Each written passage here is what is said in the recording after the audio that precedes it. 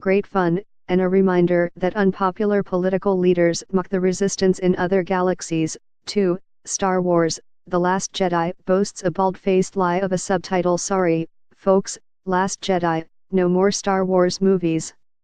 And special guest appearances from some old, familiar faces. The oldest of them utters a very funny line about the sacred Jedi religious texts being the opposite of page-turners. It's a lot of movie, in a good way. Writer-director Rian Johnson, in his fourth feature and the first of what will be, for him, at least 4 Star Wars outings, has whipped up 152 minutes worth of pursuit, evasion, mayhem, team-building, explosions, nostalgia and, yes, wit, spoiler alert, actual wit.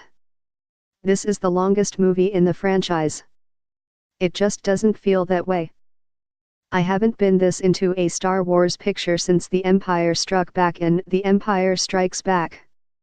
Now, I say this as a critic, and as a civilian, who holds little affection for George Lucas' second trilogy, Phantom Menace, Attack of the Clones and Revenge of the Sith, or for Return of the Jedi, for that matter. Here's why the new one works. You can tell there's a clever, admiring but not slavish filmmaker at the helm, as you could with Irvin Kershner and Empire back in 1980, and it's clear he enjoyed a fair amount of leeway, tonally and otherwise.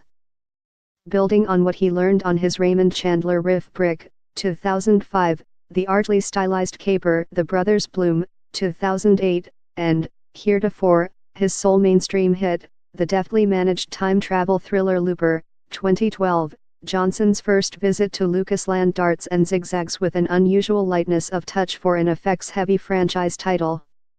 It's swift but not monomaniacal in its pacing.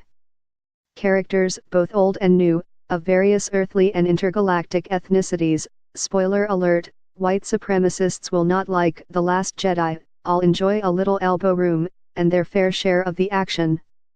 Speaking of which, Johnson's best action sequence is his smallest and simplest, a lightsaber standoff late in the film. The crowd loved it, and I was in that crowd. The Last Jedi plays by the rules laid out in director J.J. Abrams' 2015 reboot The Force Awakens. Much as Harrison Ford served as mythic grounding in The Force Awakens, Mark Hamill takes top billing here as Luke Skywalker. We last saw Luke in his hobbity hoodie, a disillusioned recluse on an island on the most unfindable place in the galaxy, as he says to Jedi in The Making Rey, played once again by the invaluable Daisy Ridley. Several questions are asked and either answered or artfully evaded by The Last Jedi. Rey's family history, the extent and secret source of Luke's profound disillusionment, these and other puzzlers are nicely spaced out by Johnson, in between aerial dogfights and visits to the next planet on the movie's itinerary.